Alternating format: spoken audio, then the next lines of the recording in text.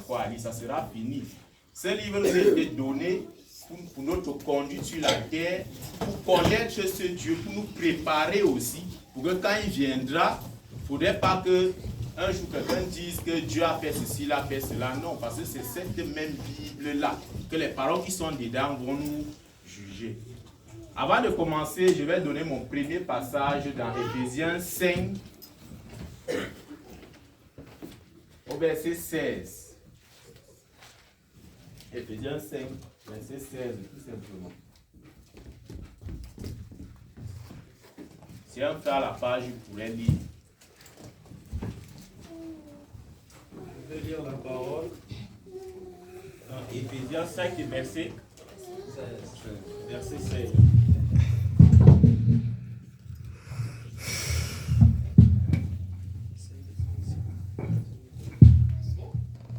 Éphésiens 5.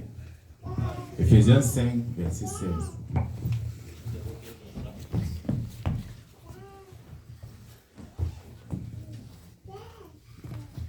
Voilà. C'est bon. Je lis la parole dans Éphésiens 5, verset 16. Disons. Rachetez le temps, car les jours sont mauvais. Amen. Amen. Rachetez le temps, car les jours sont mauvais. Le thème de mon passage, c'est reviens à l'Éternel avant qu'il ne se fasse tard. C'est le thème de ma prédication aujourd'hui. Reviens à l'Éternel avant qu'il ne se fasse tard. Pourquoi ces choses? Bien aimé, en observant le temps, en observant les choses qui se passent dans ce monde, je me suis rendu compte que le temps tire à sa fin. On est en train de voir aujourd'hui la Chine qui s'attaque encore à la Philippine. On est en train de voir la Russie, les États-Unis qui sont en train de vouloir, ils donnent encore les bombes, certaines choses à la Turquie pour réattaquer encore la Russie. On se rend compte que finalement, presque toutes les prophéties, parce qu'il y a plus de 350 prophéties bibliques, non, plus de 700 prophéties qui sont dans la Bible. Donc actuellement, on a dépassé, on a plus de presque 400 prophéties déjà. Alors il ne reste plus grand chose. Et le temple est en train d'être construit. Donc toutes ces choses, si déjà sa fin, bien aimé. Alors je me suis rendu compte que en tant qu'enfant de Dieu, quel est le temps que nous rachetions? C'est cette question que je me pose souvent. Quel temps rachètes-tu? Que fais-tu pour racheter ton temps passé? Que fais-tu pour racheter les manquements de ta vie? Que fais-tu pour plaire à Dieu? C'est ces choses. Aujourd'hui, quand on observe l'atmosphère, on observe le changement climatique, on observe les animaux qui tournent en rond et beaucoup de choses qui nous signalent la venue du Seigneur Jésus-Christ qui est prêt. Mais nous les chrétiens, le temps que nous rachetions aujourd'hui, pour être en conformité avec Dieu, c'est quoi? Les temps sont courts, mes frères. Les temps sont courts et la fin est proche. Aujourd'hui, notre frère Akili a dit aujourd'hui, j'ai vraiment apprécié ce qu'il a eu à dire. Qu'est-ce que nous allons? On dit on est des chrétiens de 30 ans, de 20 ans. Ça venait même sur ma prédication. De 20 ans, de 30 ans. Tu te vantes avec ça. Mais qu'est-ce que tu fais alors pour Dieu? Qu'est-ce que tu fais pour Dieu dans ces 30 ans de vie? La Bible dit un an au ciel est comme 1000 ans sur la terre. Donc le temps même c'est de l'éternité. Donc ça appartient à Dieu, c'est 1000 ans. C'est une façon juste de souscrire le temps. Mais en réalité, ce temps est éternel. Mais toi, pendant 30 ans, comme il a dit, tu as fait quoi? Qu'est-ce que tu faisais en 30 années dans le Christ là? Tu as fait quoi?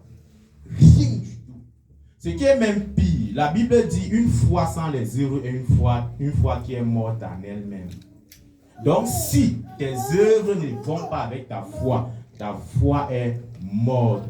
Parce que je vais vous dire quelque chose, bien aimé. Chaque fois que tu fais du bien à quelqu'un, Dieu te bénit. C'est comme un bic qui coche. Chaque fois que tu prêches, il coche. Chaque fois que tu ramènes une âme, il coche. Chaque fois que tu fais des actions, des bonnes œuvres, il coche. toutes ces choses, Dieu coche, il prend note, parce que c'est ça en réalité qui se transforme en bénédiction spirituelle, car le jour où nous retournons vers lui, il va nous redonner ces choses. Ne pensez pas que les gens disent, oh, viens prendre ta bénédiction, viens à l'église, viens ceci, viens cela. Ce n'est pas vrai. De nos bouches sortiront les paroles de grâce, mais les bénédictions là, c'est toi-même qui les crées. Toutes les bénédictions dans ce monde, quand personne ne vous trompe, personne dans ce monde ne peut donner une bénédiction à l'autre. C'est dit que ça se cherche la bénédiction.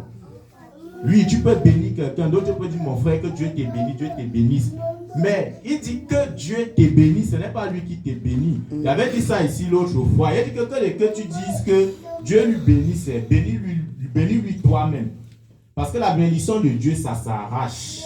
Ce n'est pas une bénédiction que quelqu'un va venir dire, il dit ma soeur, peut-être Martha ou qui là, soit béni mon frère, soit béni. C'est bien beau. Mais la bénédiction de Dieu, c'est une bénédiction qu'il faut chercher pour trouver. Amen. On cherche ça et on trouve. Personne ne peut te... Si elle veut dire, mon frère Akili, je t'ai béni. Donc je t'ai béni au nom du Seigneur Jésus. C'est comme ça qu'on bénit vraiment quelqu'un. C'est toi qui le bénis, mais au nom du Seigneur, car c'est Dieu qui donne la bénédiction. La bénédiction de Dieu lui-même, c'est lui-même qui le donne, car c'est une bénédiction éternelle.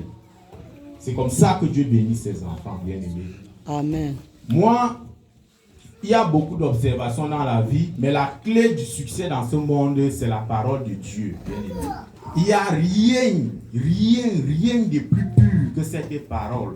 Cette parole est complète pour nous aider à comprendre toutes nos marches et nos marges sur cette terre. Soyons prompt, soyons des enfants de la lumière. Rachetons ces choses avant que le temps ne vienne et que nous disions que qu'est-ce que j'étais en train de faire avant de n'être pas eu ces bénédictions, bien être dans les grâces avec le Seigneur quand viendra le moment. Vous voyez aujourd'hui, par exemple, quand tu marches avec un frère, vous vous arrêtez quelque part, lui, quand on le regarde, on sait qu'il est chrétien. Toi, quand tu te regardes, on sait que tu n'es pas chrétien.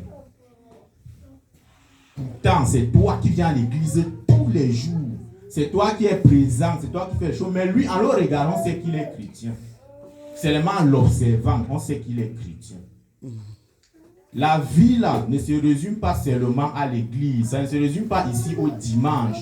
Rachetez le temps, mes frères et sœurs, par vos comportements. Rachetez le temps par le bien. Rachetez le temps. Amassez vos biens dans le ciel.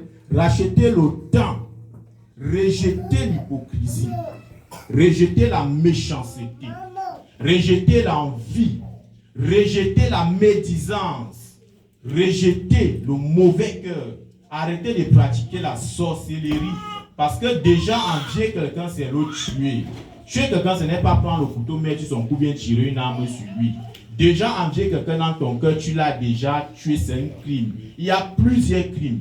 C'est pourquoi même quand on t'arrête devant le tribunal, c'est l'acte qu'on condamne, l'acte que tu as commis qu'on condamne.